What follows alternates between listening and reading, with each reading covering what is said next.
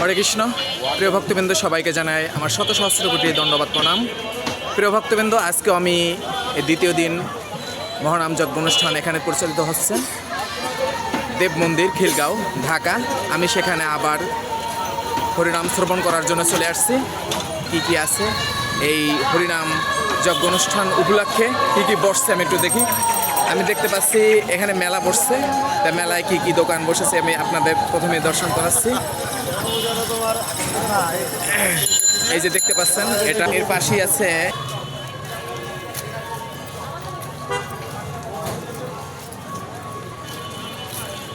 এই যে নানা রকম মিষ্টি, এখানে পশরা বসেছে আপনারা দেখতে পাচ্ছেন। এগুলো সবই ভগবানের।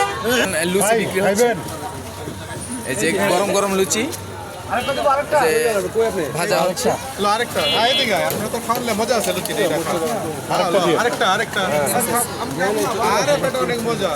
তো আমি আপনাদের নিয়ে যাব এখন মন্দিরের ভিতরে, আপনারা মন্দিরটা দর্শন করুন।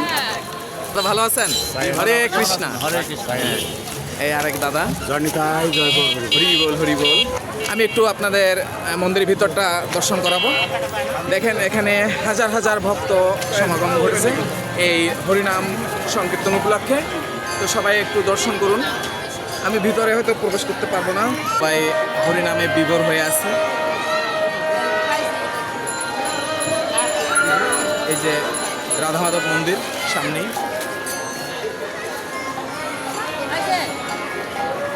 এখন কুঞ্জে হরিনাম প্রচার করছেন কুঞ্জ বিহারী সম্প্রদায়, বরিশাল।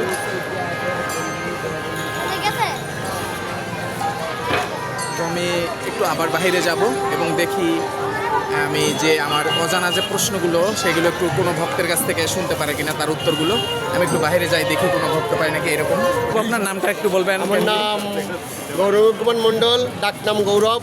জানতে চাচ্ছি যে এখানে আপনার যে আসছেন, কি জন্য আসছেন, কি শ্রবণ করার জন্য আসছেন? আমরা মহাপ্রভুর হরিনাম শ্রবণ করার জন্য। কলিহত জীব মুক্তি পাবার একমাত্র ব্রত হচ্ছে হরিনাম করো, হরিনাম শ্রবণ করো, সাধুসঙ্গ করো, সাধুগুরু বৈষ্ণবের ধুলি অঙ্গে মাখো। এবং এই হরিনাম বিনা কলিহত জীবের মুক্তি নাই। তাই হরিনাম শ্রবণ করার জন্য, সাধুসঙ্গ করার জন্য দাঁড়ে দাঁড়িয়ে যেখানে হরিনাম শ্রবণ হয় সেখানেই আমরা সাধুসঙ্গ করি। এই হরিনাম শ্রবণ করলে কি হবে প্রভু, একটু যদি হরিনাম ব্যাখ্যা দিতেন। শ্রবণ আমি তো করলে জানি না, সেজন্য আপনার কাছে জানতে চাচ্ছিলাম যে হরিনাম নারদ শ্রবণ করলে কি হয়। ভগবানকে প্রশ্ন করেছে, নারদ প্রশ্ন করেছে, ভগবান তুমি কোথায় থাকো? তাই নারদকে ভগবান বলেছে যে নারদ, আমি বৈকুণ্ঠে থাকি না, যোগীদের হৃদয়ে থাকি না, মদ ভক্ত। আমার ভক্তগণ যেখানে হরিনাম শ্রবণ করে, সাধুসঙ্গ করে, সেখানে আমি রাধা রানী সহ বিরাজ করি। হরিবল। তো ঘরে বসে তো শ্রবণ করতে পারতেন, এত দূরে আসার তো দরকার এই ছিল যে না। লালু সাহের একটি গান আছে, যদি তরিতে বাসনা জাগে ধররে মন সাধুসঙ্গ। সাধু গুরু বৈষ্ণবের বাতাস বা হিল্লোলে